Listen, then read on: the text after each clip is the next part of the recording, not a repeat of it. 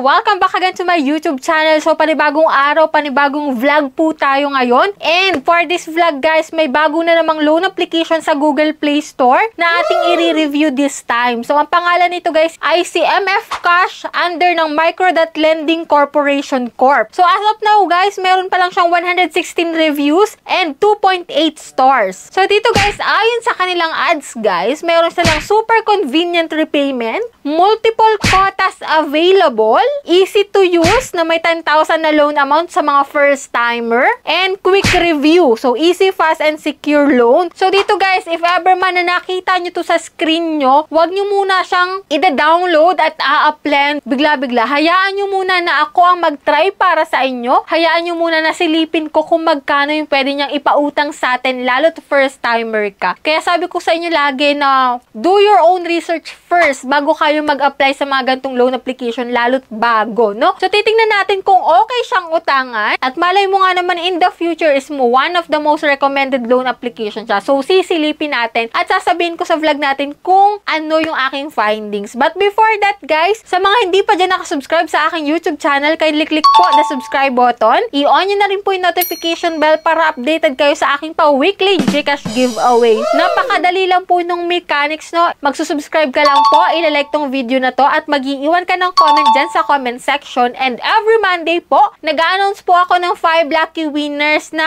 meron pa GCash giveaway na pa-prize. And every last Monday of the month naman po, may isang mananalo ng aking pa-cellphone giveaway. O diba? Dito magsusubscribe ka lang, tapos manunod ka lang ng mga loan application na pwede mong utangan, may chance ka pa na manalo sa pa-GCash at pa-cellphone giveaway. So, marami na pong nanalo and marami pang hindi nag-claim. Kaya check nyo lagi guys yung aking community tab kasi pinupost ko dun kung sino yung mga nanalo, no? And dako na tayo dito guys kay MF Cash na bagong-bago sa Google Play Store. Kung interesado ka na mangutang dito, nako, wag mo muna siyang i-install. So, keep on watching guys.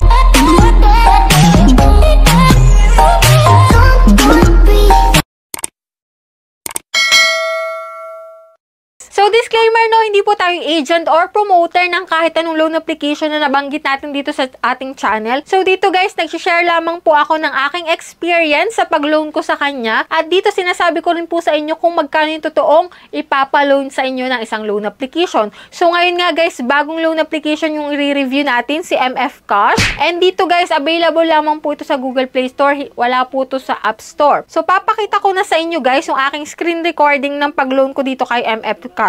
So, yan nga guys, no, may permission statement siya dito na ma-access yung SMS mo, yung call logs, phone number, camera, mobile phone, basic information, calendar, app, installation list. Kung gusto mo magpatuloy dito, i-allow mo yung mga yan. So, dito may privacy agreement. And dito, ang first step, maglalagin ka using your active mobile number kapag wala ka pang account and mag-sesendo ng OTP code. So, dito guys, sa unang bungad no, nakalagay na enjoy ultra low daily interest as low as 0.02%.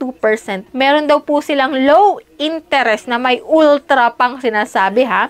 So, check muna natin. So, dito guys, walang nakalagay na loan amount kung magkano. So, patuloy natin. Click natin tong please submit your personal information and get your quota. So, dito guys, ito yung mga pipill upan kaagad dito. Kaya if ever man na ayaw mong mag-fill up ng mga information mo at magsayang ng oras pag-fill up, nako, panuorin mo to hanggang dulo para malaman mo na rin. So dito guys, personal information, all about your info lang naman to. Work information is no need na po yung payslip. And dito guys, sa emergency contact, 3 contact number po yung kailangan mong ilagay at isipin mo kung sino 3 ilalagay mo para hindi ka na mag-worry pa sa huli kasi maaari po nila itong tawagan or i-text. After nun guys, dito tayo sa credit standing, ilalagay mo lang dito is no loan kasi baka hindi tayo mapaloan dito. And dito sa ID information, ito po yung mga pwedeng ID dito. UMID, National ID, SSS, Teen Passport, Driving License, Postal ID, Voter, and Health Card. Yan po yung mga available dito, no? So, pipili ka lang po dyan ng isa and makakapag-proceed ka na sa next step. And dito nga po, after nun, dito sa bank information, ito lang po yung pamimilian. It's either e-wallet or bank. Kapag wala ka pong bank, pwede sa GCash, GrabPay, and PayMaya. And after nun guys, bumalik po ulit ako sa una. And ang nakalagay dito, you can apply for multiple products depending on your loan needs. Pwede daw akong umutang multiple times. So, tingnan natin guys, no, may MF Cash, 500 to 40,000 daw yung quota range dito na may interest rate na 0.8%.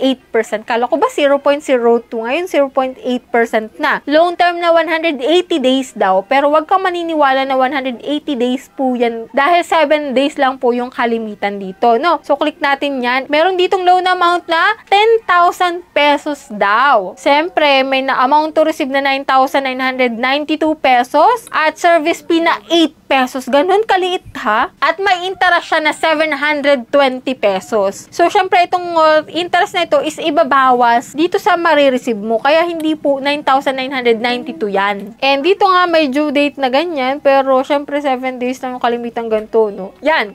Your application is being submitted. Please be patient. So, yan. 90 days daw. And after waiting po, no, ito po yung lumabas sa pag-apply ko dito kay MF Cash. So, yan po yung lumabas dito sa aking account. Error siya. Hindi ko alam kung anong nangyari. No, ano to, scam? Yan, guys. So, walang nakalagay. As in, ganyan lang, guys. So, after reviewing, ito po yung mapapala natin pag fill up. Kaya, if ever man na makita nyo to sa Google Play Store, naku, lagpasan nyo na lang. Kasi maaaring ganito rin yung mangyari sa inyo. Nag-apply ako ngayon and yan po.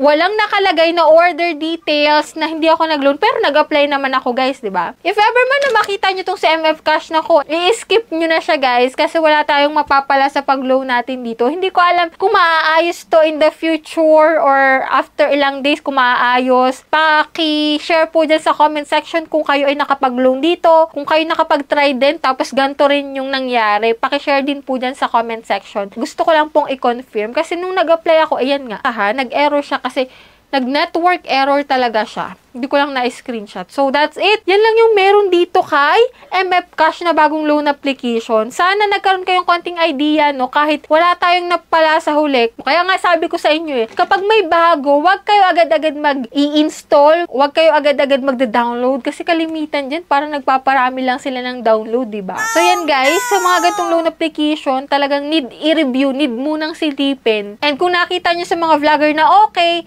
saka nyo pala siya i-install kung gusto nyo siyang applyan. So, that's it. Yan lang yung vlog natin dito sa bagong loan application na si MF Cash. Sa mga hindi pa dyan nakasubscribe sa aking YouTube channel, kindly click the subscribe button.